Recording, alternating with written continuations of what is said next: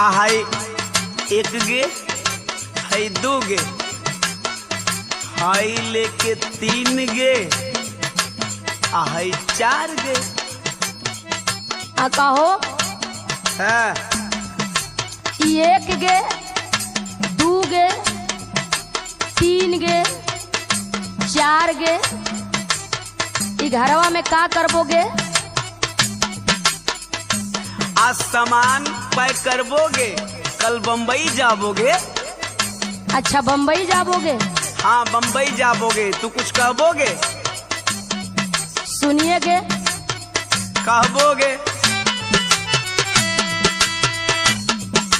जनिया बलमुआ बहरवा कोरवा के सुतइबेगे।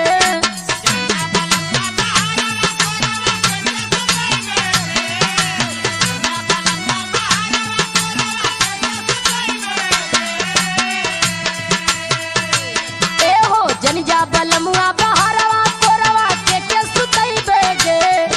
आ कैसे कटी बोला भोरवा घोड़वा के कर दबही बेगे।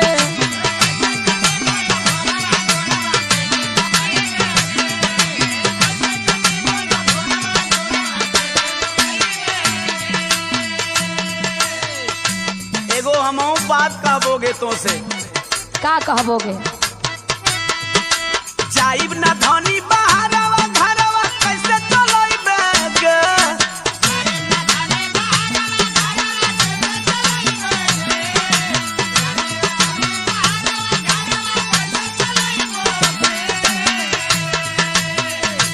ए हो जाइब ना धनी बहरवा घरवा कैसे चलइबोगे। अमंग बुझे ललिया बलिया धनिया कहवा से लइबेगे।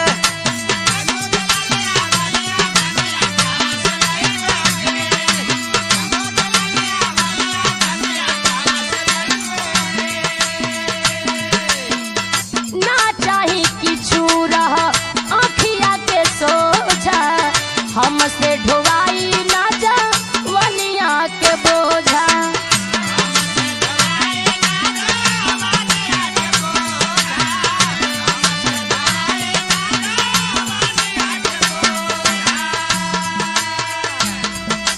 रात भर देली पहाड़वा दुखवा कैसे सुनइबेगे।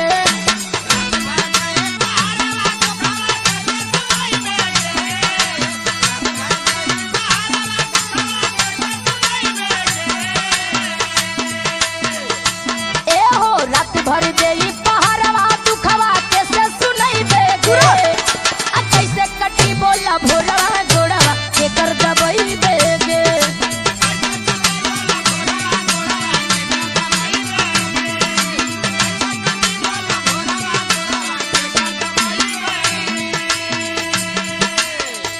तू तो सही बोलबोगे लेकिन एक मजबूरी बोगे। कौन सी मजबूरी के? सुनबोगे? बताइएगे। करब ना कमाई कैसे चली सारा खर्चा। ऐसे ना भर रानी लोभ के तू परचा।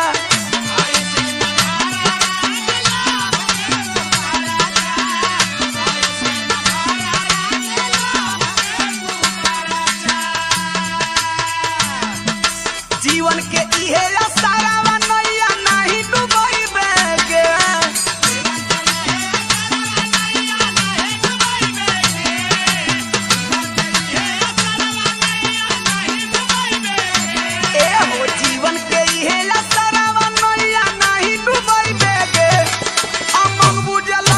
बलिया धनिया कहवा से लइबेगे।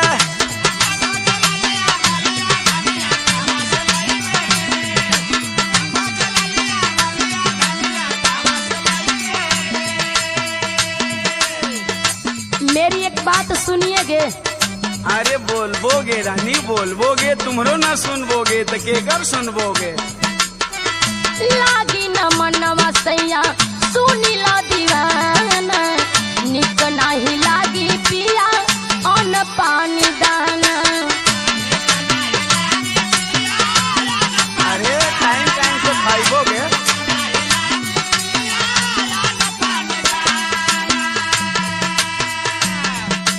हरदम रह